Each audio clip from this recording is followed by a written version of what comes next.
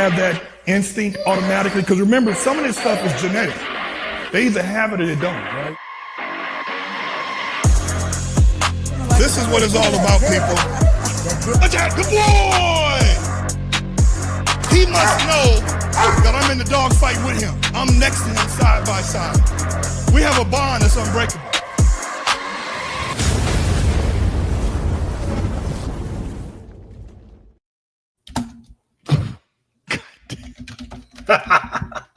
I get excited every time I see that intro, man. My boy Miles killed it, man. No, that's a really good one. I know he's back.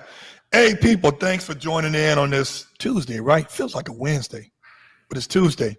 It is. And we here with my guy at Sumo Bully Kennels, a.k.a. the man, Earl Pasha. Give it up. What's up, guys? Hey, we like drink champs. We drinking some shit over this motherfucker right There here. you go. I'm rocking with Basil Hayden today. There you go. There you go. That's how we're gonna do it. So, man, I want to appreciate you coming on. I reached out to you. Let me take.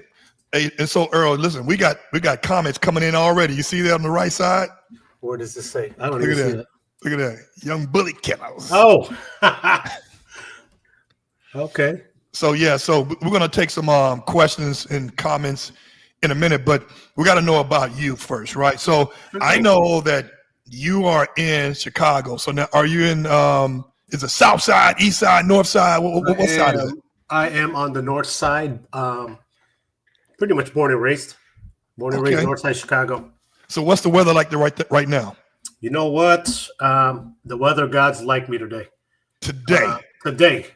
In February, it was 56 degrees with the sun out. Felt like 61, which is unheard of in February here.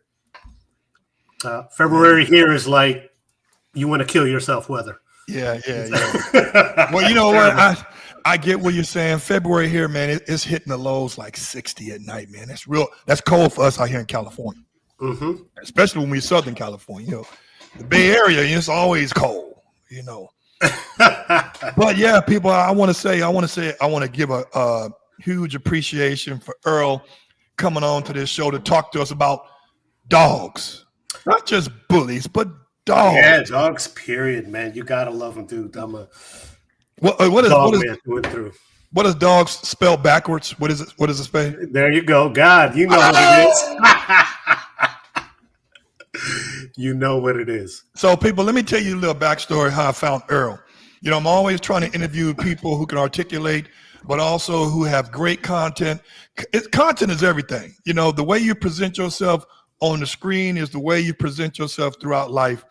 If you do a shitty job with contents, you're doing a shitty job at home. You got to take pride in everything you do, especially the things you don't love to do. You know what I mean? What did Mike Tyson say? Mike Tyson says, what's discipline? Discipline is doing the things you hate to do, but doing it like you love it. Love them. That's what I'm saying, man. Hey, listen, Mike Tyson is the reason I got into boxing.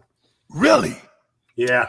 Back in the 80s and 90s, the golden era of boxing, Mike Tyson had a big influence in my childhood. Mike Tyson, Julio Cesar Chavez. Hey, Bill Wright.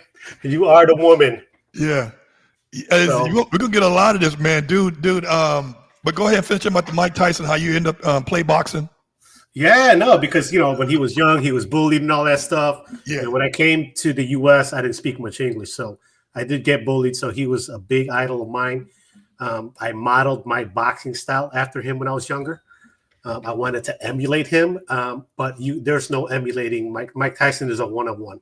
Yeah, you can try, but you can't. He's a different dude, man. I tried though. Michael Jai White, of course, you know who he is, right? Absolutely, yep. Big fan. He's on Vlad TV all the time, like one of those. Him and another guy, Ari Spears, and big Ari Spears fan. Yep. Yeah, he's on there all the time. So Vlad have those guys on all the time, and Michael Jai White said something that really, because he talks, he's a deep thinker. And he said that if Mike Tyson or if Muhammad Ali were in the same era, he said that Muhammad wouldn't stand a chance. He said because Muhammad is a fighter where he fights frontal. Mike Tyson is bobbing and moving and weaving. He said, like, if you think about the boxers that gave Muhammad Ali the worst trials were, what's the guy name? He lost against him. Talking about Joe Frazier? Frazier, yeah. Frazier was bobbing and weaving. Right. I met his son, Marvis Frazier. Yep. I was a big Joe Frazier fan, the Thriller in Manila. Man, look, Joe Frazier had a style that, you know, he was Joe Frazier was a small heavyweight. He actually should have been a cruiserweight, but, you know, he just had the bravado about him. Just like, no, I play with the big boys. The big boys, and he carried himself that way. But if you look at him in any heavyweight fight, you'll see that Joe Frazier is undersized. Yes, he was. You know what I mean? He played. I think he played really a weight class up. Yeah, but he had that dude had a left hook from hell. Like if hell had a left hook, it was to Joe Frazier. Yeah, and he used it like a reaper. Like he would bring that left hook and just, you know what I mean, introduce you to God. I call that, when I train people, I tell them, like, you can meet God two ways. You know, one is through the church. The other way is, you know, you're going to mess around and find out. That's what I'm saying. So yeah, people like I told me and Earl, I said, when we had these conversations, and even when I talked to Rihanna and everybody else, I said, we just having general conversation. Because, I mean, it gets mundane if it sticks to one topic. You know, we have to go off on tangents. And this dog game that we're in, it all comes full circle in our life because they're basically part of our family. They're the other humans that will understand us. And I always say this on all my podcasts is, you know, dogs do one of many things that humans can't possibly do. And somebody said, what is that? And I said, they stay consistent. So I said, what do you mean? I said, think about this. I could be gone 2 hours, 2 days, 2 months, 2 minutes, and my dogs are still going to run to that damn gate as if I just left a minute ago. I said, when they don't run to that gate and wagging their tail and acting all crazy, I know something is physically wrong with them. I said, name me one human, including your mama, that is consistent with her emotions on how she see you. It can't happen. Can't happen. You know what's crazy, right, is my biggest, I guess my biggest pet peeve, right? I always tell people I'm a businessman. I run my own business. I'm a father. I'm a husband. I'm a friend, a brother, all these things. The only thing I ask of people is be that same person every day. Keep the same energy, right? And that's the thing. People let us down when they don't show up, and, you know, it's like, don't act the part. Be who you are. I need you to be that same person. If you're slow, be slow. I can depend on slow, but I can't have you fast one day, medium the next day, and then slow when you don't feel like it, because now, you know, I can't get a gauge of what I'm trying to do here. I'm trying to place you properly. And if you got to give me something consistent, you know what I mean? Yeah. You show up to be that same person every day. And that's one thing I learned from my grandfather, you know, shake somebody's hand, stand on it, be that same person every day, man. You know what, man? It's interesting, man. You come from a different country and I come from the country, Mississippi, right? Okay. And I grew up with nothing. Put it like this. Everything that I got as a kid, I earned it. I mean, I labored for it. I didn't get an A in school and, we're going to give you everything you want. No, we had to go out there and cut grass. And in Mississippi now, we have huge yards. Yes. So for me, it's like I take pride in everything I do. I mean, like, in case in point, you probably didn't know this, but up until just last year, I bodybuilt for 4 years straight. That is showing up every day, being who you are. Dude. And I'm going to tell you something. It was mornings. It was afternoons that I didn't want to go to the gym. I didn't want to eat the same shit every day. I didn't want to do this cardio, this stair machine. The worst. But I had to do it because I had a deadline and I had a goal. But then my coach was getting paid $300 a month, whether I followed the script or not. You know what I'm saying? Like, yo, Venmo request coming in, baby. Yep. And it taught me discipline, man. I mean, our generation is the last generation where, unfortunately, that we didn't grow up on the internet. You know, I mean, I didn't even, dude, in 96, I just started getting on the internet with AOL, you know, and it's like 2008 for me. Yeah. So for me, it's like I love that I work for everything, because people can always say a lot of things about a lot of people. They can say, yeah, you're an asshole, jerk. I say, you know what, but I'm consistent with it. Yes. Be that guy. Be that guy. And when you tell me to do, I tell my wife this all the time, man. It's like, I said, you know, when I ask her or when I tell her to do something, she puts it on her to-do list. I'm like, to-do list? But when she asks me to do something, it's done right there. My grandma always said, don't let me have to ask you twice. So I was raised by my grandfather, World War II veteran. His wife was a head principal at a school. A couple of things that I took from that. Number one is that you punish the body, you strengthen the mind. And they took that to heart. And so my grandmother had a bamboo, and that bamboo will make you right with God fast. Yes. Yes. You hurt. And after that noise, it's normally accompanied by a scream. I'm telling you. So. And listen, I had whoopings too. I didn't get spankings. I had whoopings. Like today, what our parents and our grandparents did to us, they would consider that child abuse now. Well, you know, they only do it because they love you. Absolutely. Come on, man. Come on. Absolutely. Do you know they do it because they love you. Right. You know how confusing that shit is, though? It's like, when you think about it, it's like, you say, I'm only doing this because I love you. I'm like, and you know, why are you making me do this to you? Right? That's another question. I'm like, what do you mean? You don't have to do nothing. Y'all not making you do nothing. Hey, like my brother would say, Hosek, don't let me miss. Don't let me miss. I'm like, oh shit. So yeah. Well, people, me and Earl can do this shit all day. No, but what I want to talk about is the bully game, man, because I've noticed it has evolved, it has changed, it's coming full circle. And now the old heads want to put it back to the standard. So my question is, what is the actual physical difference between a micro bully, pocket bully, XL bully, regular bully? I mean, like, and I was asking Rihanna this, and we got off on a tangent, but you know what? She is super smart and more qualified than me to answer. Yeah, but we're going to get your perspective, right? We're going to get your perspective. Like, is there a certain DNA test that says, okay, he qualifies as a bully? Is there any kind of quantifications on what is a bully versus what is a pit, etc.?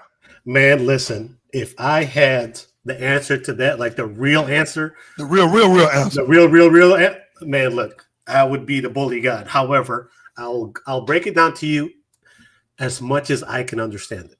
Right. So the classes obviously is by height. Right. You know, they're distinguished by height, not necessarily by weight. And all my dogs are embarked.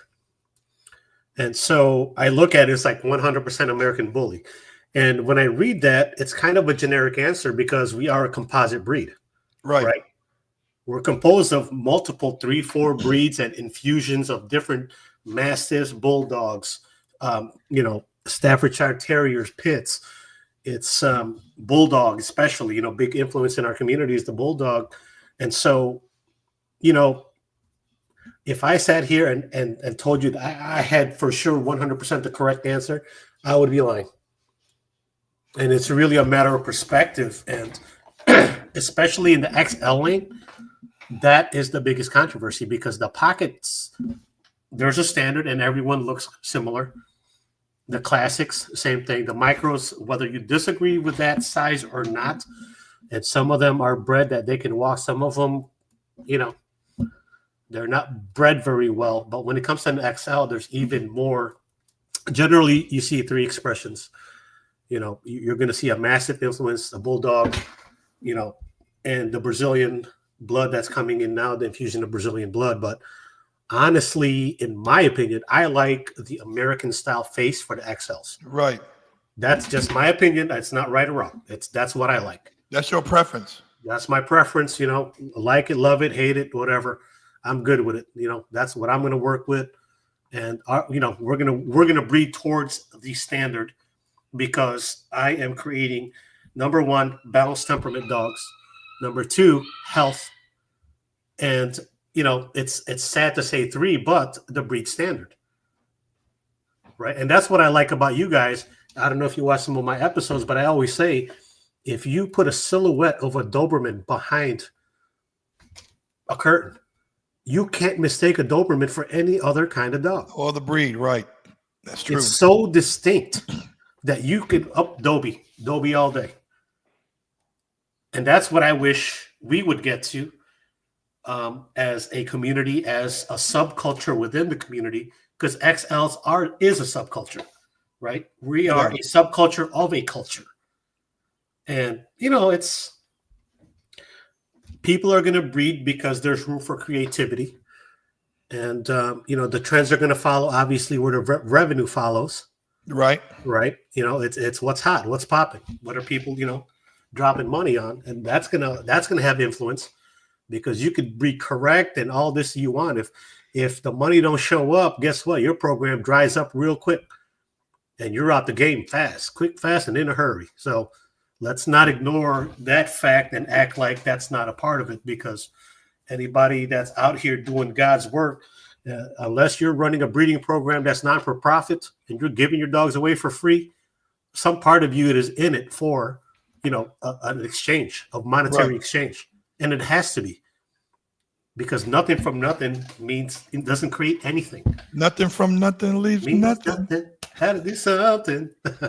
So let me ask you this, because again, I'm relatively young in regards to the bully game. So what I know is what you teach me, and what Rian has taught me, and what I've heard from QBN. But my question is, excellent guy. Yeah, that's my dog. Excellent. You talking about a guy put a lot of fucking content up. His content is like educational. Like, you better bring your pencil and paper. Listen, I'm a fan of him. I'm a fan of Rihanna. We were talking earlier. I'm a fan of Breeders' Hacks. I'm a fan of a lot of people. I really am, because as a community, that's what it takes to learn from each other. That's true. Right? I can't level my game up. I need a teacher. I need a sensei. And then on top of that, it's not enough that I have a sensei. I got to go fight somebody to prove my worth, right? Correct. That's competition. You're only as good. If I'm over here whooping on 3-year-olds, how good am I? That's true. No, I need competition, and I need top-notch competition. And I need the best teachers in the game to teach me to fight the best competition, because without competition, what's the value of anything? Nothing. Nothing means nothing, dude. Look, listen, let's stack up, right? If you beat me, hey, I'm going to shake your hand. Next time I see you, I'll catch you on the run it back. We're going to run it back. We're going to run it back. But without competition, dude, don't tell me you got the hottest thing out there. Man, look, that's all I got to say about that. Dude, when I've had a couple of coaches in the bodybuilding era, right? My first coach is a good coach. No knock on him at all. But then when I saw this other team bringing their guys in, all their guys were fucking peeled. Like super peeled, dialed in. It was perfect, and it was the name of the team was called Physique Inc. And my coach was Stan McCoy, who's been on a lot of goddamn men's fitness magazine covers. I was like, shit, I got to get with the best, man, and he's gonna get me dialed in, get my nutrition, everything, the protocol, all that shit right. But I want to ask you something. I see a lot of bully shows pop up, and there's one coming up, a big one in May. We talked about it. You're coming down here. It's in Southern California. I'll be there. Let's go. Me and you gonna team up on that one. We're both gonna have the wires videotaping us. There you go. Mike Lowry. There I'm Mike Lowry. Right. So my question is, what trends and what style bullies are you seeing winning the shows in their category? Like, I noticed one of them, is it micro or pocket, where the arms are shaped like this? Is this, and like, how do you? I mean, like, what are you seeing trendy as being they're walking away with the goal? Okay, so when you go to a show, obviously there's different categories, right? And the winner of each category then competes with the best of each category. I only know one way, is to be honest. When you look at the pocket class, in terms of breed standard, they got it together. 100%. Even the classics and the standards have it together. The micros, I look at that and I scratch my head. I'm not sure either, to be honest, right? So in terms of the XLs, we're definitely overall as a subcategory, as a subculture, we are lacking a breed type. And the thing is, when people will actually say that our category lacks the breed type, that's one step towards getting to a better place. Is you got to recognize your flaws, right? So to me, XLs lack breed type in terms of the bully game, the bully industry, and that's kind of like the challenge that I've taken picking this category. It's it is what it is, right?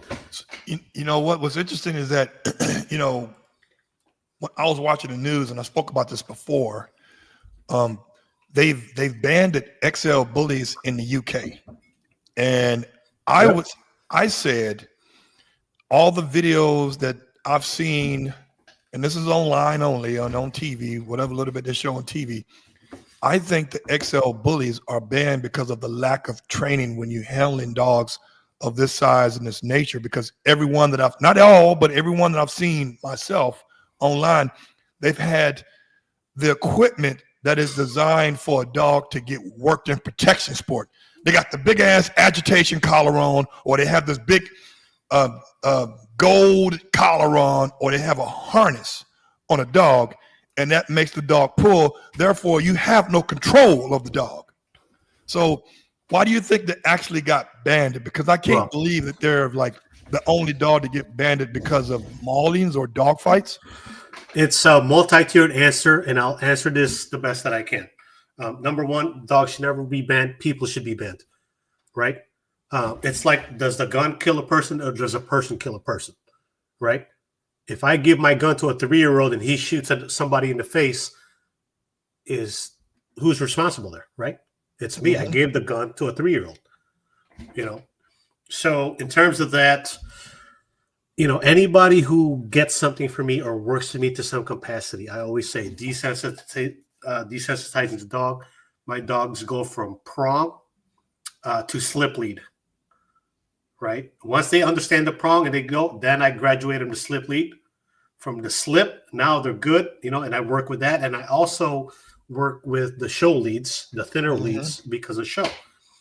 But the first thing my dogs get is that prong. Now you pull, pop, whoop. We're gonna wait here until you get right. One correction, that's all it takes. Yeah. You know what I mean? So it's a graduation. I don't use a collar. Actually, I never use a collar other than to take pictures. The like the thick leather collars. Yeah. If I want to take some nice pictures, for the website or for social media, that's the only time I'll use a collar. Other than that, a collar's a no-no for me. I got a wife, I got a son, and nobody needs to get hurt. And all my dogs respect everybody in the house. As puppies, I desensitize them, right? I grab their face, pull their tongue, pull their ears. Yeah. Take their food while they're eating. Yep. Pull the bowl up. Put it back, take it back. Yep. And they got to understand that respect, right? So going all these things only to say with the ban is that one, you have, let's face it, right? These strong breeds attract a lot of bravado. That bravado oftentimes is tied into the culture, the street culture, the urban music, that whole thing. And then what's glorified on social media, it's this and the chain this and the yada, yada, yada, and the big muscles and, I'm tough. Unfortunately, the breeds fall into the wrong hands of people who are not dog people and don't invest in the training. And then that person, his buddies think it's cool. They go get some. Yeah. And they go breed them. And then these dogs go unchecked because they don't even know how to walk the dog correctly on a leash. Now you're dealing with 130, 140, 150 pound dog that may be in a cage all day, and it needs to get out, like it, you know, and it needs a positive way to release that energy. And then you get a guy who doesn't know how to handle a dog and wants to look cool. Yeah. In his cool car with his cool chain, with his cool collar. And then the thing is, when the dog acts up, they reward the dog. They like it, right? Because, oh, my dog is tough, right? And then people are like, oh, yeah, he's tough. His dog is tough. You know what I mean? It's the whole ego and bravado thing. Because actually, professional fighters will never fight you. You know, you see a guy that like wants to throw hands and all this like tough guy stuff. I'm not in the tough guy business. I'm in the martial arts business. I'm a lifelong martial artist. I teach kids. I teach adults. And nobody in my classes, you know, can we really do damage if we want to? Absolutely. That's what we're trained to do.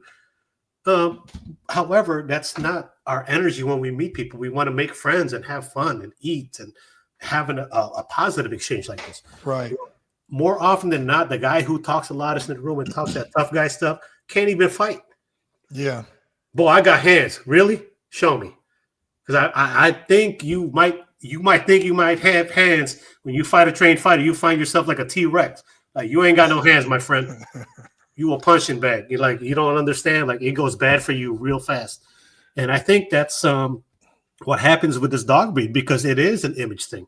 You watch the videos, the music, you know, these cool dogs. Again, it's part of being cool, and you know, it's a cultural thing, and that's why a lot of these XL bullies and the bully thing it's catered towards us minorities, the urban minority type crowds, right?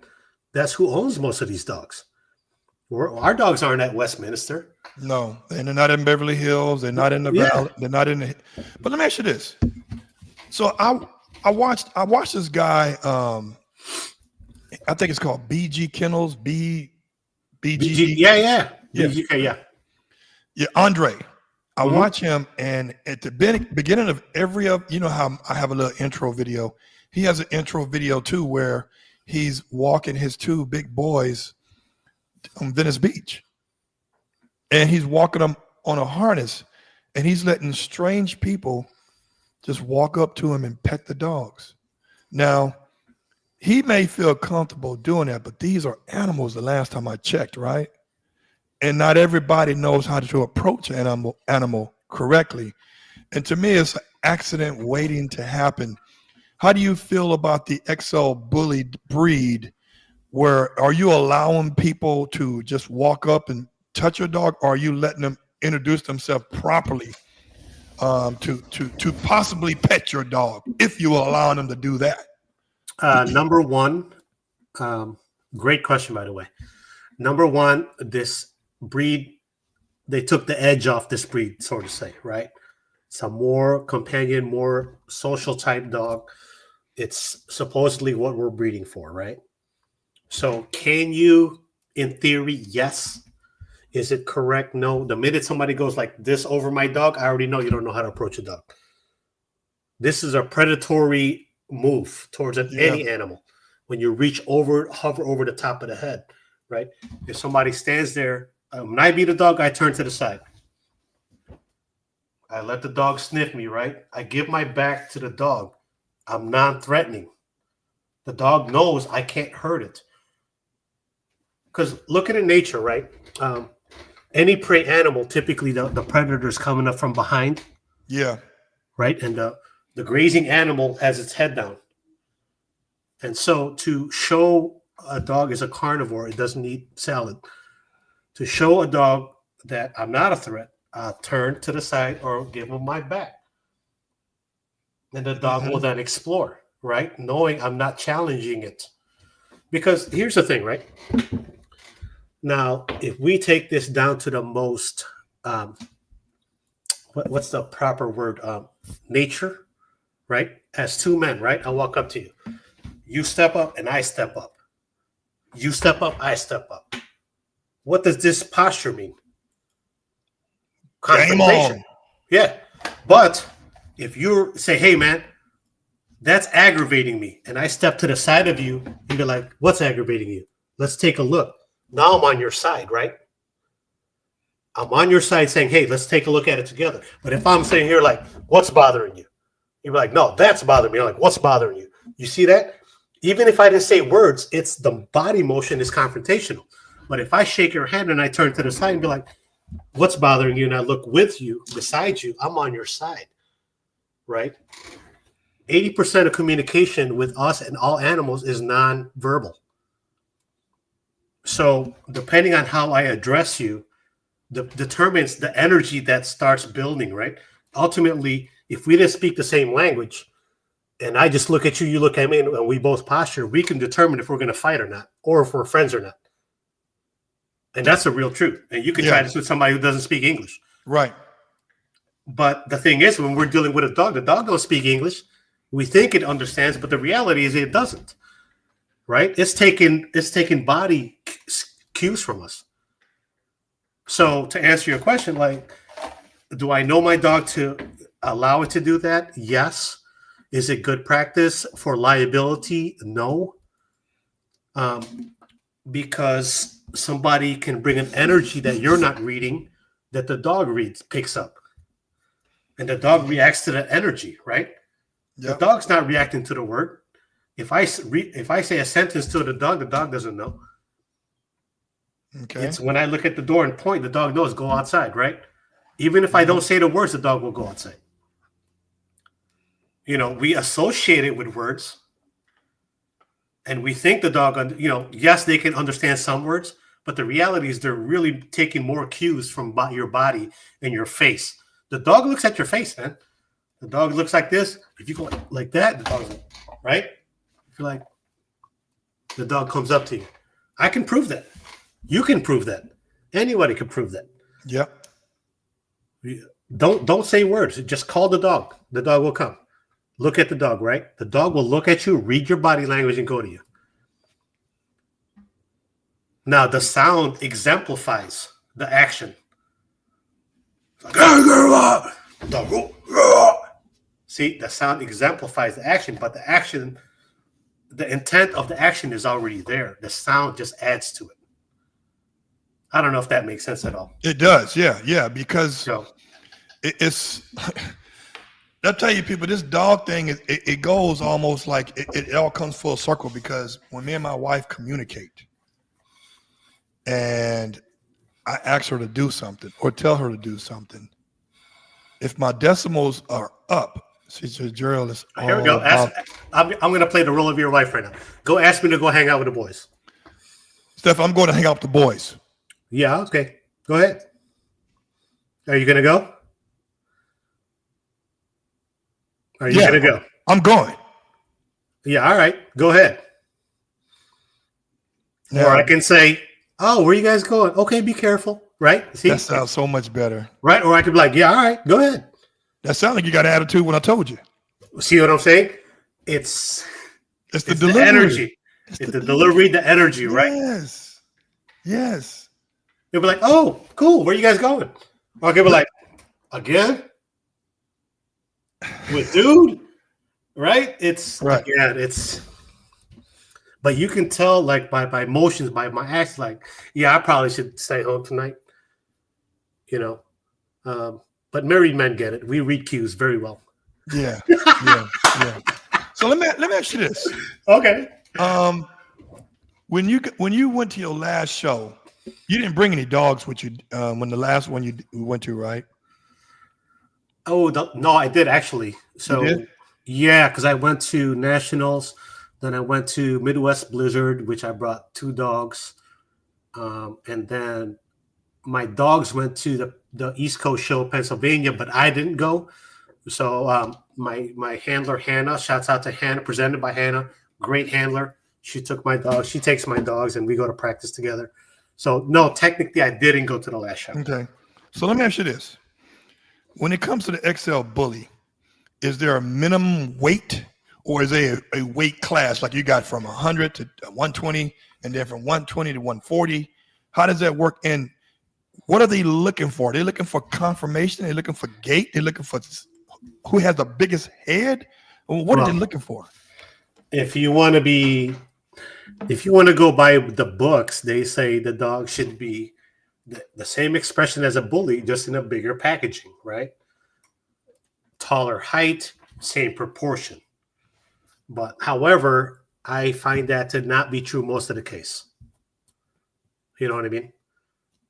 Because if you look at a pocket in XL, you'd be like, that looks like a llama or something else. You know what I mean? Like, shouts out to llamas. Hey, no offense to llamas. I love llamas. Yeah. So let me mention it. Hey, listen, we're competing our dogs. We're competing our productions.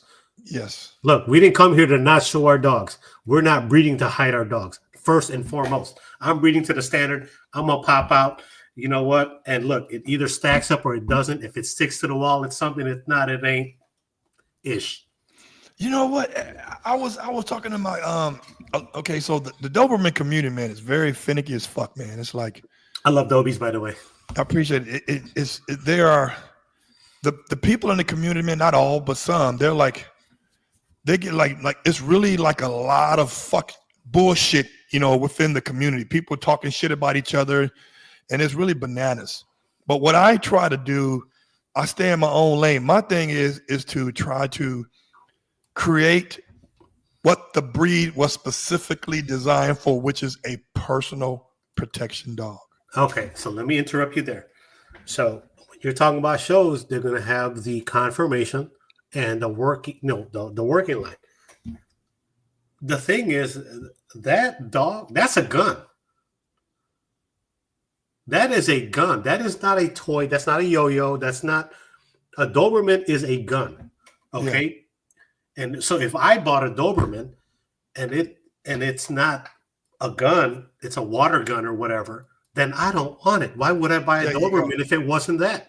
That's what I'm tripping on, man. It's like people are buying, first of all. So if you bought a woman and it turns out to be a man, is that what you bought? I'm pissed. That's a Doberman is exactly that. But people are not. I'll give you an example. All my males that because I'm a stud provider, right? I have no females, but I have like 3 or 4 studs. All of my studs have to get titled in a protection sport, whether it's IGP or ring sport or now PSA. They got to have a protection title. And I do that because, you know, a lot of dogs can be proven off the field. And what I mean by proven, people, is that, is he a good producer? Can he produce him? Can he breed to a mediocre, shitty female and still produce good pups? That's off the field. But can he produce on the field? Does he have courage? Is he skittish? Will he get ran off? So for me, my boys have to be proven not only tangibly, but intangibly. What's in here? Gotta have that dog in them. Gotta have that dog in them. Dude, I'm gonna tell you, I've got, listen, I import most of all my males, and I've spent, like my boy Leo say, thousands and thousands of dollars. I will give that motherfucker away for free to a family that has, for a better purpose for him than for him to stay at my house, eating more than me, shitting more than me, going to the vet more than me, and getting checkups more than me. They got to be. I've gotten rid of a lot. My wife hates that shit because she falls in love with these dogs. I say, but these dogs serve a purpose. They're pets, but they're a pet with a purpose, and she doesn't get it. But she gets it when I have to rehome their ass. Like, yo, he doesn't have food drive. He doesn't have ball drive. If you don't have it here, you ain't gonna have it there. Listen, if me and you had a hammer 1,000 nails into a wood, and we bought a hammer that doesn't work, we got to throw the hammer away and buy another hammer. Yeah. Listen, if you buy a hammer, you should get a hammer. That's all I'm saying, right? And a Doberman is a very specific thing.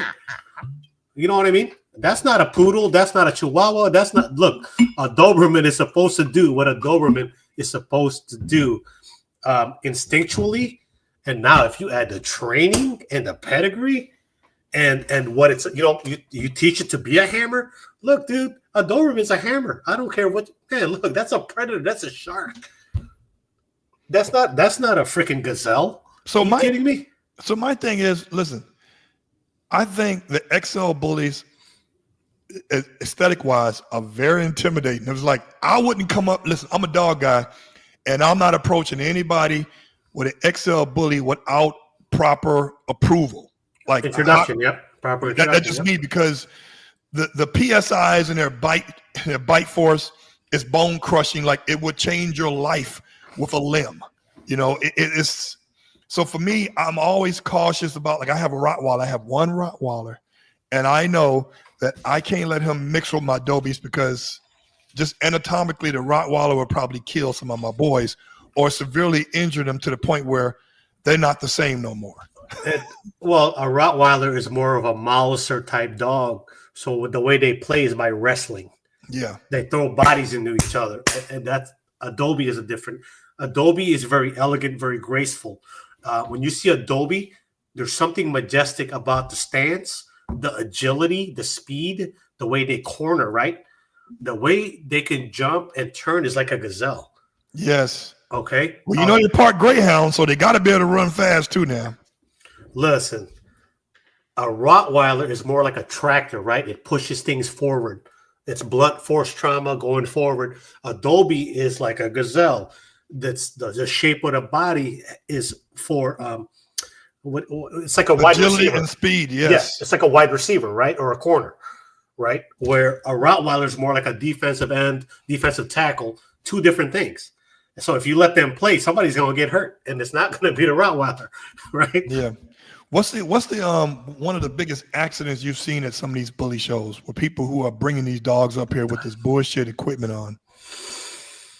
They've had to be something had to been cracking. I mean, listen, cracking with the dogs and probably cracking with the owners, depending on who's there. Because to be honest, it's more of the people. Yeah, it's more of the people. Just man, because the dogs themselves, they're pretty docile. You know, you got a couple of dogs that are hot blooded, and if your dog is hot blooded, you're gonna get kicked out of the ring anyway. And no one's, you know, people can see a aggressive dog, like a dog aggressive dog. And it's more so the people, to be honest. You know, it's people, you know, really say things, and it's like, to me, call me old fashioned, man. Me and you can knuckle it up, shake hands, and go buy a drink. Yeah, that's me. All right, I disagree, you disagree, cool. You beat me, cool. Let's run it back. I beat you, let's run it back. Best out of three. I'll buy you a drink afterwards, and we can solve our differences. I don't hate you. We can have a difference of opinion. Right. I like that. You need that.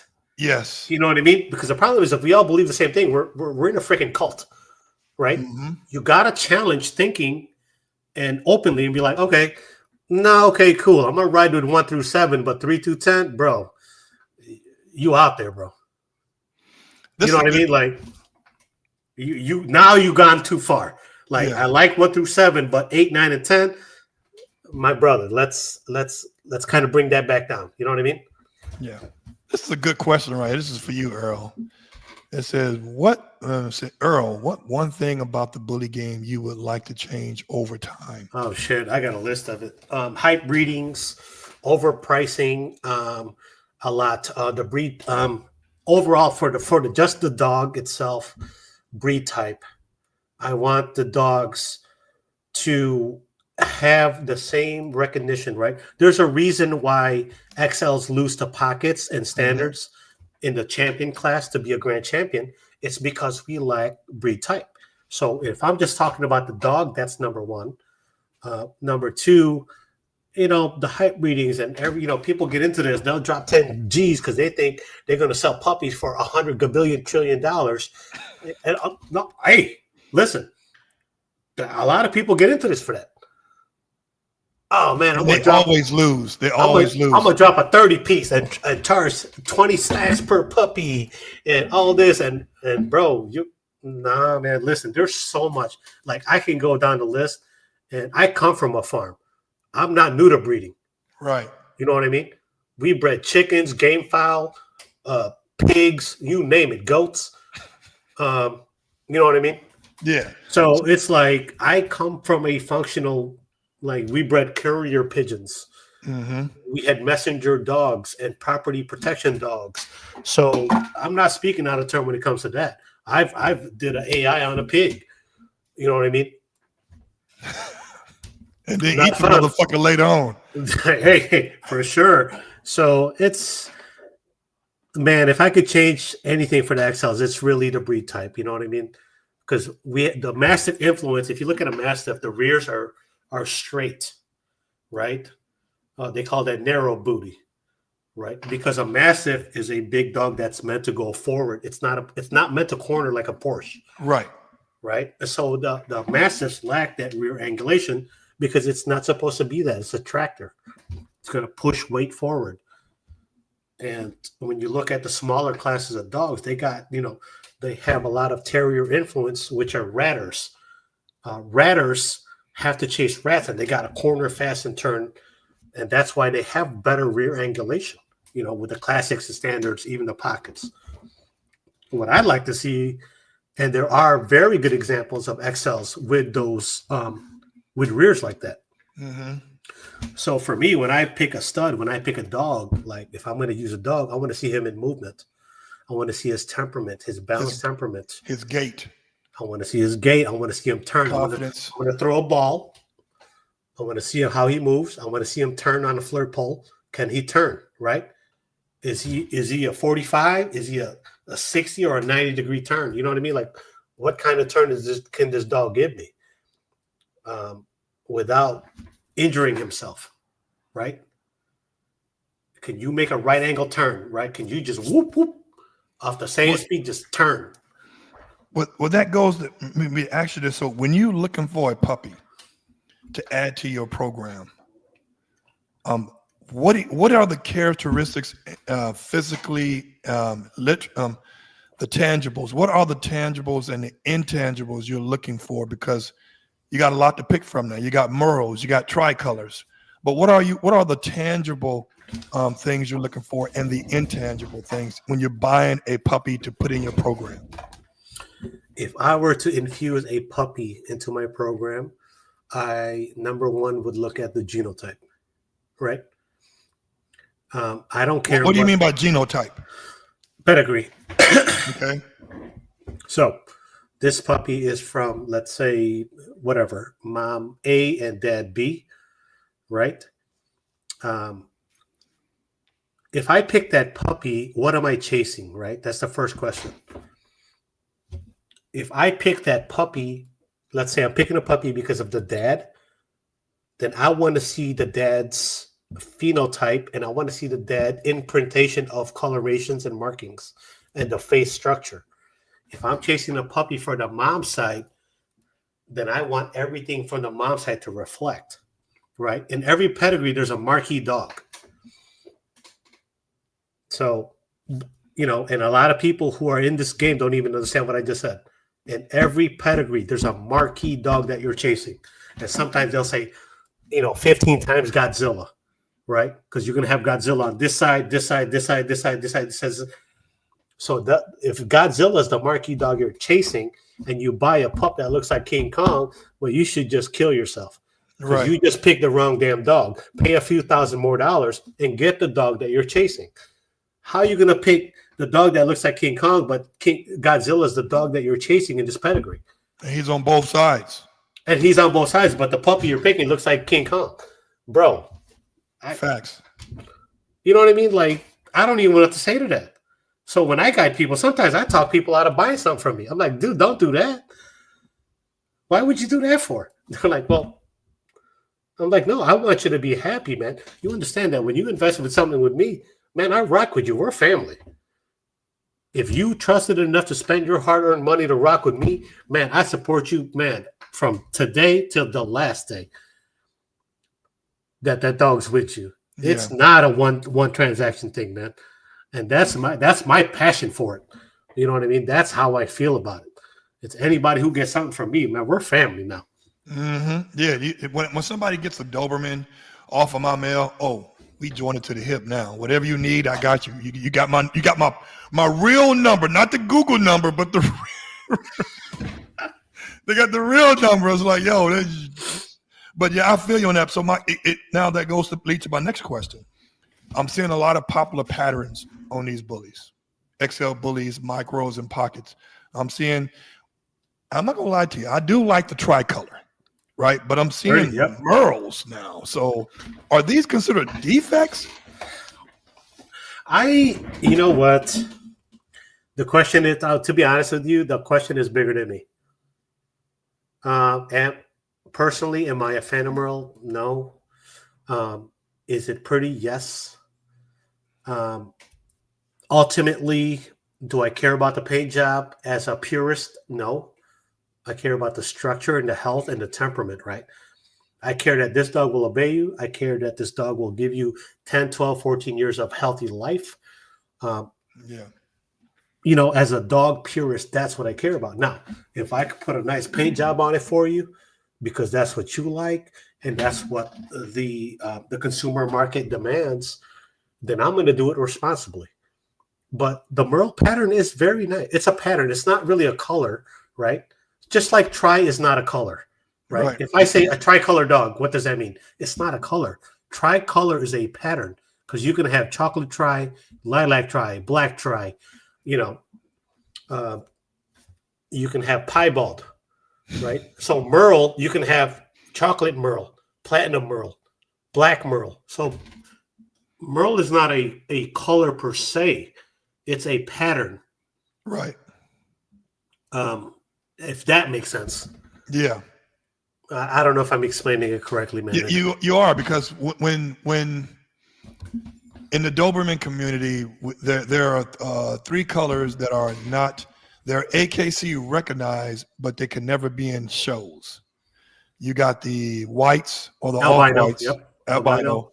You got the Isabellas, browns, and you got the fawns. What they call them, blues. Fawns. So those colors, but with those colors in our community, they come with genetic issues. They have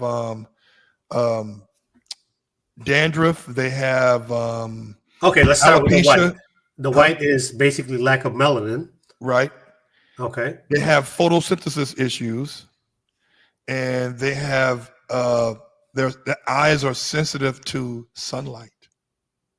Yes. Yeah, and it's and the most popular thing I've seen in mostly the albinoism. Thank you, Rihanna. Albinoism is what did my girl say? Yeah. She said she gave me the correct pronunciation. Man, look, Bill Wright is so smart. Yeah, we can all learn from her. She's so smart, dude. Listen, you know she's gonna be a co-host. I already told her right now. I said, listen, dude, get one of these. I'll send it to you. Well spoken. Then we'll be good, right? I'm a big fan of hers. She's so well spoken and so intelligent and so committed. I love her passion. And she's gonna change the game. Watch. Yes. She is gonna change the game. But what I noticed about the albino Dobermans is that they're skittish. It's like the genetic thing that they're born with nerve issues, like they're nervous, they're scary. It's like, and I'm always saying, man, you cannot breed out of that shit. It's like, if a dog is skittish and I haven't whipped the dog's ass, nobody's did nothing except walk. You can't tell me that's all environmental. Well, check it out, right? There's 2 dogs that's gonna bite you, right? A scared dog and a hyper dominant dog. There's only 2 dogs that's gonna bite you out of training. Bite out of fear, yeah. But dude's scared as hell. Like get back up. Yeah. And they're gonna bite with the 2 front teeth, not the whole back. No, not the whole. Yeah. They're gonna nip and let go, right? Yeah. The dominant is gonna bite you and hold, like, oh, okay, you're gonna find out today. You'll learn today, right? It's craziness, man. So we still got some time. We're gonna take some questions in a minute, people. Get your questions ready, people. Start writing them in. We're gonna rock it out. We'll stay as long as y'all want to stay. Let's go. So my question is, bullies are short-haired dogs, correct? Yes. Right. Chicago be having some real serious blizzards and winter storms, correct? Oh, man. Right. So what do you do to keep your dogs comfortable in weather that is not conducive to the human as well as dogs who are designed to be in the snow, like huskies and malamutes. What are you doing for your kennel setup to generate or keep these dogs safe in the areas that you live in? So all my dogs, number one, all my dogs get to go outside. My dogs are not in a cage. So my dogs have a run, right? I have an area called Gen Pop. My dogs go in and out. They are in a temperature controlled space where I feed them, and then they get to go outside and run around freely. I separate dogs when they're in heat, things like that, or I have younger dogs that are going to get trampled by the big dogs, and I have separate runs. And all my dogs, to me, a dog that is not what I call weathered, I'm not breeding that dog. I'll go outside, 1 degree outside, shoveling snow. My dogs will be outside with me because I like a functional dog. Right. I'm not sitting here putting my dog in a purse and walking around the mall with it. You know what I mean? I'm sorry, man. I'm not that guy. Not even a baby stroller? Come on now. Nah, brother. Listen. It could be 100 degrees. It could be 1 degree. If I go out there, they're out there with me. They rock with me out there. And that's the thing. I like a functional dog. My compromise, I like a working class dog. My wife likes temperament. This is how I got into the bullies. She wants a cuddler. I'm like, me, right. A dog. I grew up on a farm. The dogs never go inside the house. If somebody hits the property line, they sound off. If you enter, that gun is going to go off. You're getting put down. That dog is going to get you. And when I come out, it's to save you. And I grew up in martial law. I don't know if you guys know what that means, but I grew up. I know martial law is you listen, fend for yourself. You do what you got to do. Martial law under a dictator that was there in power for 20 years. And I came to the U.S. during times of revolution. Wow. So literally when it gets dark, people patrol with the guns. If you're out past a certain time, you're getting shot down, right? But my dogs will go out there no matter the temperature. And that's what I like about the XL bullies. Functionality, right? It's not a husky, right? But it can hang out with me for an hour outside. Right. I take videos with snow outside. They're out there. Well, let me ask you this. And don't soil your kennel, even if it's cold. Oh, dude, oh my God. Oh, you're gonna be out there a little bit longer, clean up hard shit. I'm telling you, I already know, bro. I'm okay with it. But my dogs do not soil the kennel. I don't care if it's -10 outside. They will not soil their kennel because they know what that means. Now I'm gonna be upset. Yeah. Let me ask you this. Garrett Ferguson, who breeds Russian Schnauzers. Okay. Right. The working ones. Okay. He lives That's a serious dog. Yeah, I love those dogs. Dog. That is a. And he said that he doesn't let his clients pick the puppies from his litter. He picks them for them. Now, my question is, do you practice picking puppies for your clients, or do you let those clients pick the puppy they want, but with a warning, like, yo, you're picking the one that was the bully or the pack leader, and you're I wish I could pick the puppies for the clients, but as having a service mind, service tenor to me, I want you to invest. If you're going to invest in me, then get what you like, right? The inner me says, man, let me do you a solid. Let me put something in for you that's going to be the best for you. However, I respect the freedom of choice, right? That part I do respect. You know what I mean? It's like I'm liberal on some things, and I'm conservative on some things, and I'm democratic on some things, right? When it comes to people's money and what they want for their family, I interview people. I had somebody here. Check this out, right? I had a guy come today. Want to buy a dog from me. I said, cool. He has a 3-year-old girl. Cool. Had a wife, gonna buy a house. Cool. What's your living situation like? You got room for this dog, right? My man, here, all 5s. Look at this. 5s.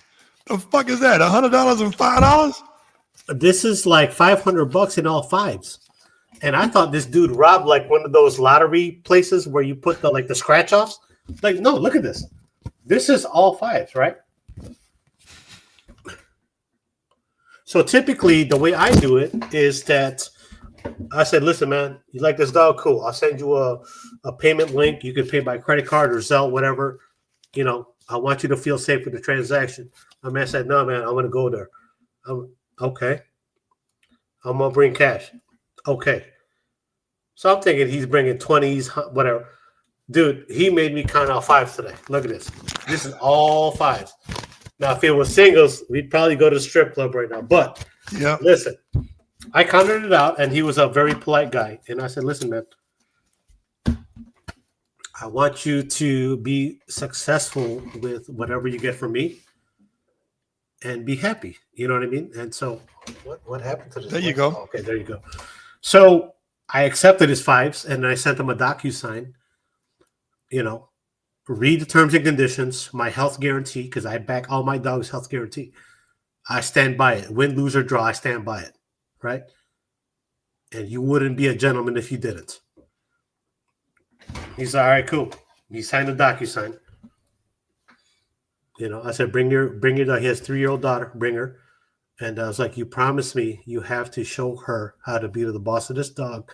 Otherwise, I got to take this dog from you because I don't want your daughter getting bit in the face by a dog that I produced. And then you say, oh, Sumo Bully Kennels produces aggressive dogs. Mm-hmm. If you put peanut butter on this girl's face and the dog bites her, now I look like an asshole, right? Like, no, dude. I said, look, you can't, next time you pick up this dog, you got to bring your daughter here. And I'm going to give her rules and you're going to sign it. I showed you how to handle this dog and the tools to use. Because I don't want that attached to my name. I'm a father. I'm a family man. I don't want nobody getting hurt.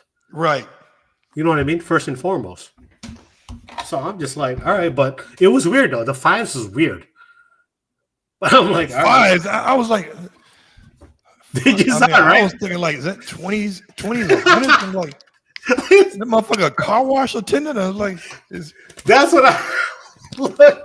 What the fuck is that? I can't even make up the story. You can't even get 5s hardly anymore. Like, what the fuck is? Dude, these are all 5s, man. This is $500 in 5s. Look at this. I'm just like, all right, cool. Go to Costco. Go to Costco with that shit. Hey, he's like, if you don't like 5s, I can go get change. I said, listen, my friend, money is money. Money's money, baby. I said, but, I respect you coming here. I don't hide from nobody. You want to slide through? Slide through. I'm not hiding from nobody. I'm not hiding my dog or my facility. You know why? Because I'm ethical and I'm upfront. Yep. Those people are like, oh, yeah, I'll meet you here. I don't let nobody know my yard. Yeah, all right. What you hiding, bro? Yeah.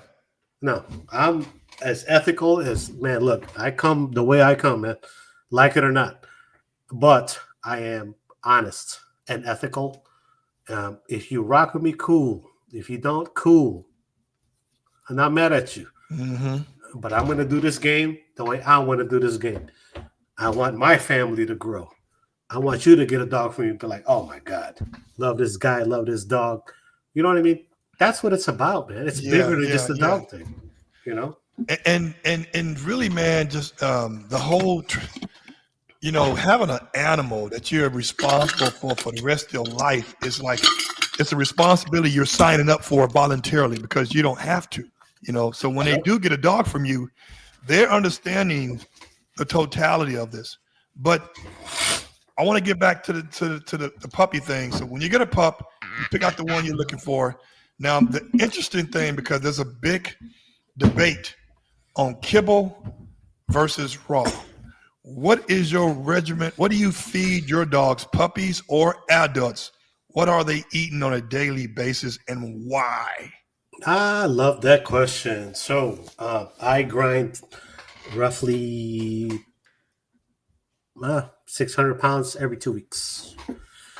So that consists of chicken leg quarters, carrots, green beans, pumpkin, sauerkraut, and I buy my beef, which is 80-10-10, which is 80 beef, 10% organs, 10% bones. That's grinded for me.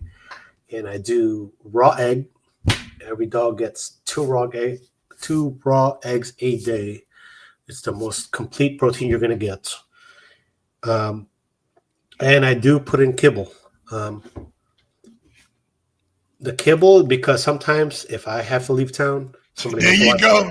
You want them to know, like, hey, you can eat this shit while I'm gone, because nobody gonna come by to be like getting the food prepared and mixing it in with the supplements if you got some. No, just get them a fuck kibble right now. It's fine. But I won't even allow that. So typically, when I deep freeze all my raw to kill all the parasites. So it's frozen for at least 2 days. I pull it out. It thaws out for a day and a half. I put it in the fridge. Now it's malleable, right? I can mix it. And then if it's dry, I'll throw some water in there. Because when a prey is killed, right? One, the prey is not frozen and the meat is not dry. And typically the alpha dog will, if they kill a prey item, the first thing you're gonna the first thing they eat is from the stomach, right under the rib cage, right? I don't know if you guys know this. Yes. But they eat that, and from there you're gonna get the heart, the liver. But predators will hit right here, right under the rib cage, right? And the intestines, they will bypass that. But from there, then they work, right? So the toughest meat are typically the arms and the legs. Yeah. And the high density, high nutrient dense stuff is the innards, the internal organs, and then by the rib cage, right? Like the pork belly, high in fat, as prey items. Because if you look at like a gazelle, there's very little meat on the arms or the legs. All the meat is on the ribs and the innards. That's why when a prey item gets killed, they eat the innards first, the internal organs, and then they work off the ribs and the fat. The back muscles are typically the most muscular, least amount of fat, and that's typically what your scavenger animals will come to eat, like the vultures, birds of prey, right? Even the face, like the birds of prey. And then after them comes ants. The ants will come. Typically back at home, when you know an animal's dying, the ants start coming to the cage. So in the Philippines, when you see ants go into an animal's cage, you know that the animal's dying. Even people. When my grandmother died, the ants started going to her bed. That's how we knew she was going to die. Mm-hmm. Because ants intuitively will tell you that life is coming to an end. It's crazy how ants are like so, I don't know how to explain that properly, but back in the country, back in the province, the ants, like when a person's dying, when you see the ants, it's time to call. Time to call all the relatives, because ants are nature's natural recycling. They definitely will, to make sure that the whole thing is cleaned up. So let's take a few comments and questions from the audience. This is one of them. Mark Piper. You read that? Hey, thanks, man. Thanks, Mr. Marcus Piper. We have at least 3 productions happening this year. I will post it on YouTube and Instagram. I'm more active on YouTube. Get with me. If you go on the website, my phone number's on there. You could text me directly. I'm a direct kind of guy. There's no boundaries between us. You text me, I'll message you back. It's an honor for me to put a dog in your home. That means I earned your trust and your respect. And so for me, I hold that at the highest level. That you would trust me to spend your hard-earned money and trust one of my dogs in your home with your family. Man, that's an honor for me. Are you going to give him a free T-shirt? Oh, absolutely. Yes, of course. No problem, man. Let's get some more comments here. No worries, my friend. Bill Wright, yeah, fam, dogs only outside. This is when we were talking about the cold weather. She's in Canada too, so it gets cold there too, man. Oh, Canada is gangster with that cold. Listen. Great convo, love the transparent, appreciate it. There's one right here, tuning in from Phoenix. That's responsible. Wow, all $5. Thank you. Sumo Bullies, what are your puppy starting price? That's the price. That's you got to answer that one right there. Oh yeah, no, it just depends on the production. So the prices, guys, are determined by my production cost, right? So they can range anywhere from like 2,500 to 10,000 to 20,000, right? It just depends on what I have to spend to make the production for you, right? So if I have to buy a female for 20 grand, and I got to spend 20 grand on a male, and I only get whatever, 6 puppies, right? And you guys are asking for that, right? It's really not about what I make. It's really about following my vision to make a great dog, right? So my last litter was very competitive, right?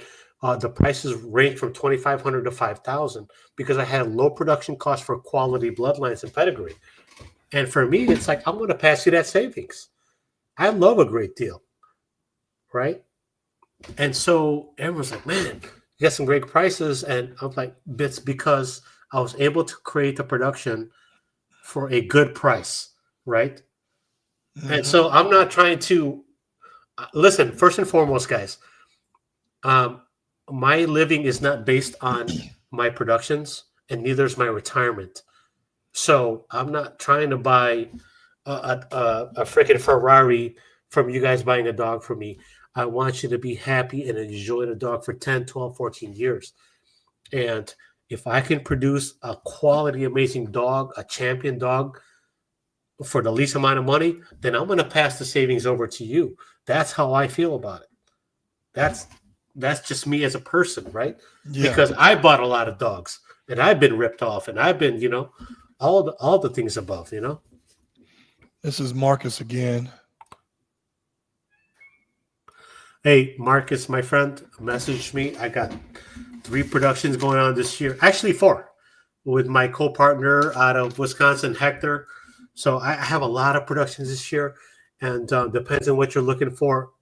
Man, I'm here for you. I want you guys to have a quality dog, quality companion, and a champion dog at that. You know what I mean? I want my last pick to be a champion at the show. That's how I feel about breeding.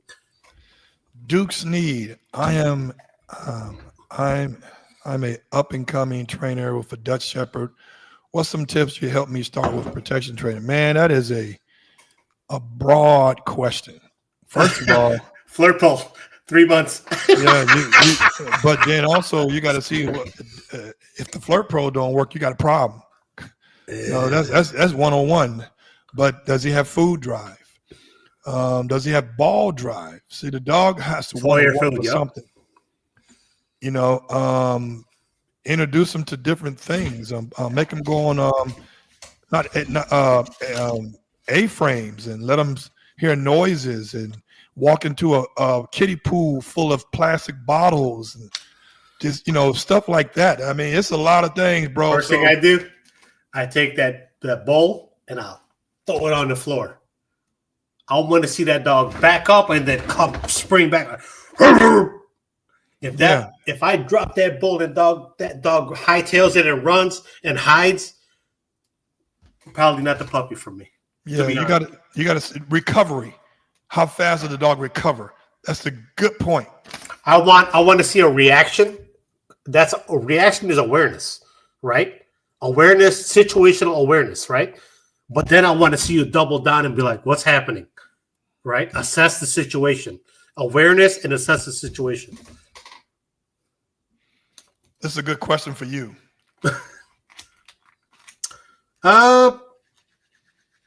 You know, I really don't distinguish, to be honest, because to me, if I'm not producing all breed quality or show quality dogs, then what am I doing with myself, right? If you get a pet home only, I really. But what quantifies a pet home only? Because it's almost like you have a Corvette, right? You have it makes me mad. This question makes me mad. Here's why. Pet home? The shittiest dog that's scary? Nope. Here's my thing, right? That people say, like, here's one thing you hear in the industry that makes me upset. Pet home, 1,500, you know, with paperwork, with breeding rights, 3,500. To me, it's like, okay, I'll give you the paperwork for 1,500 because I believe in my production. That's how confident I am in what I'm doing. Otherwise, why did I do it? Yeah. Right? The last pick, listen, man, the last pick, you know, should be damn near there. And so I'm indifferent when it comes to that. You know, my perspective is a little bit different than other people, where it's like, you know, people who, yeah, I get it. That's how they make their money. So I'm not going to hate on them, you know, because I don't want to hate on nobody. But at the same time, it's like, man, I've had, listen, man, I bought a dog that people would say this is the last pick. And then be like, God damn, that dog is fire. And I'll be like, okay, well, because I know how to look and I know how to pick them. I never, you know, man, I want everyone to have something amazing from me. So it's hard for me to answer that question, man. It honestly is, man. That's tough. So this one for you, Alpha Dog. Apart from the paperwork, what other traits do you look for in a female that helps you determine whether or not she's suited to mate with a male? Oh, Alpha Dog, thanks for the question. Great question, my friend. So, okay, if you take me personally, right? I'm top heavy, right? I don't have a big ass, whether genetically or whatever. So if I were going to use me as a stud, I would take me to a female with a thicker rear. That's a part of the reason I didn't get into bodybuilding. It's just I don't have a good rear. Now, my rear is good for, I played sports, American football. I played American basketball until high school. I played American football into college. I did powerlifting because I'm naturally strong. But bodybuilding wise, I don't have the buttocks, the rear to, you know, I don't have the rear and the hamstrings to place high. So for me, no female or male is wrong or right. It's about what you're taking it to. Mm-hmm. You know what I mean? So if you're going to breed me as a male, let's say I'm your stud, you're going to take me to female. Well, you're going to pick a female that has a thicker rear than me. Here's another question from Mark Davis, MDJ. How do you go about finding a foundation stud or a foundation female? I think we touched on that, what you was looking for in your breeding program, but let's switch it to the males because you told me what you were looking for in the females. Yeah, male wise, well, number one, male. If you want to stud a male out, you're going to have to go and walk him down his shows, especially if you're not a known breeder. If you're not in the cut, if you're not a big program, you got to take your males to show and you got to win. You know what I mean? And on top of that, now you got to understand what your male is, right? And manage your male's breeding program. So if I have a male with a weak rear and you like my male because you like me and you're going to use my male has a weak rear, your female has a weak rear. And now the dogs don't turn out because they all have weak rears. It's like, as a stud owner, I'll be like, listen, my friend, you need to pick a better male with a better rear than mine. that's me passing up on revenue to tell you to improve your program because one, it's going to help you, but number two, it also makes me look bad because now my productions look bad, right? Right. Because I allowed you to use a dog that have the similar weak flaws. And me just wanting the money and accepting your money to do it because you like me or whatever. Now we're throwing these puppies, and a year later they look terrible. And I allowed it. I'm responsible. I have an ethical responsibility for that. Right. You know what I mean? It's like, no, dude, I like your female, but you should pick another male for her because my male doesn't match up well with your female. And I want you to have a very successful breeding and production. That's some good stuff, man. We got to do this again, man. You know, there's never enough time. I'm telling you. Well, no, the problem is that people are not honest. Right. You know what I mean? It's like how many people, if you hit me up right now and I know your bitch has a weak rear and my male has a weak rear, how many people are actually going to say, hey, Earl, I want to use your male? And I say, yeah, bro, lock them in, right? And I look at the phenotype and the genotype of your dog, and I do it. Now, one, your girl throws bad dogs. Two, my male gets a black eye because he's throwing bad dogs, right? How honest are people when it comes to breeding? That's the question, right? Mm-hmm. The problem is there's a lack of honesty. That's true. Right? So if you say right now that you can whoop me, right? And I say, I don't think so, Gerald. There's only one way to find out, right? We fight, we walk out the room. One of us walks out the room, right? That's the honesty that we need in the game. Yeah. Right? Because if you whoop me, I'll walk out and be like, hey, man, I'm going to tilt my hat to you. Listen, lesson learned. I'll catch you on the rebound, right? The problem is people are so blinded by what they have that they can't tell the truth. And that's what gives our, not just our breed or our genre, all dogs a black eye. Yeah. Because they're so, blinded by what they believe in that they can't be honest within themselves. And I think honesty is what's missing. It's not the dogs. It's not the breeders. It's the honesty part. You know what? And on that note, it's weird because listen, man. If I buy a Doberman from you, you know you're going to get what you asked for, 110%. If this Doberman won't protect my kid and licks a cat and licks a rabbit, I'm gonna be like, Gerald, my brother, we have a problem. And then you be like, nah, bro, that dog is fire. I'm like, nah, bro, you're hybriding now. See, that's my problem. If I buy a hammer, I need it to be a hammer. Yep. And the question that you asked me about that in your own community is relevant in our community. It's the same thing, man. It's the lack of transparency, the lack of honesty, the lack of self-reflection, right? When my son goes out there, he's a representation of me because he's in my DNA. And I raised him morally and ethically in my reflection. So if he behaves like an asshole out there, guess what? I can't blame nobody else but myself. Yep. That's why I tell him, like, don't do it because I'll be the first one to correct you hard. Hard corrections. And that's the same way I feel about my productions. There you go. My friend. Man, listen, it was a pleasure kicking it with my guy Earl. We got to do this again. This time, listen, what we should do, we should bring Rihanna on. Listen, I think we should do.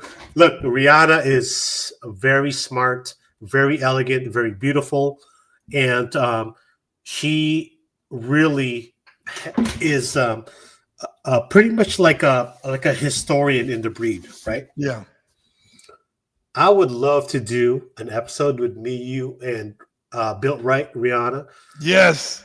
I'm a big fan. Rihanna, set it up. Rihanna, you know what you got to get now. Come on now, Rihanna. We can't do the Android camera shit. You know, we got to do this.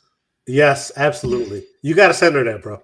Listen, I told her I would, but the problem is it'll be considered it'll be customs.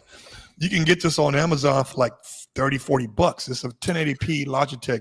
So by the time I send it to her through customs and shit, it's like, it's already. I'm gonna send it to her. You send it to her. I'm gonna send it to her. Thank you. 1080p now. People, send me the link. I'm gonna send. Hey, listen, you send me the link. Built right. Send me your info. I'll send it to you. And I'm sending you the goddamn link tonight. Send me the link. Amazon Prime. Ree, listen to me, Ree.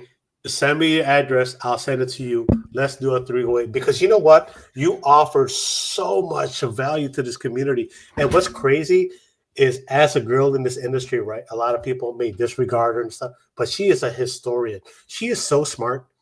Like, I'm not a smart dude when it comes to the bully history and all that. You know what I mean? For me, my thing is ethicality. Yeah. Right.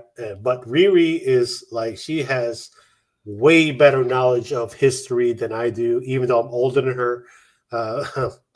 But she is, man, super sharp. And I remember I used to jump on lives and listen to her. And I'd be like, man, this girl is brilliant. She's so well-spoken, very sharp, very smart. And her commitment to showing, like, just... And she's trying to learn as much as she can. It's like she's like a sponge. Like, she goes to these shows. She's not in the show, but she goes to the shows. And it's like, you know, people don't understand. It costs money to do this shit. Listen, that's another episode. Listen, we can go down that road. My friend, I will tell you what it costs. And she can tell you what it costs. We're gonna talk. We're gonna hold it. We're gonna run it down, like the cost of being a breeder. But until then, people, if you want to check out Earl's, you can always go to his YouTube channel. That's a great source at Sumo Bully Kennels, and you can go to his Instagram page at Sumo Bully Kennels. Do you have a website you can give them? Yeah, I do. www.sumobullykennels.com. You can't fuck that up. Bro, you can't possibly fuck that up. My phone number's on there. My actual phone number's on there. There you go. You could text me, whatever. Listen, man, I'm a real dude. And I'm not with all the hype and all the bullshit, man. I rock with people who are about this. Like, you see what Rihanna said? I'm broke because of these shows, goddammit. Well, listen, Rihanna, we got you.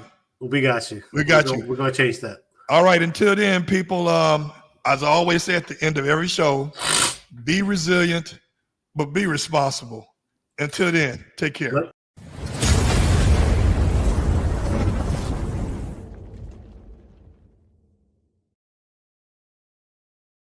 You like that, don't you?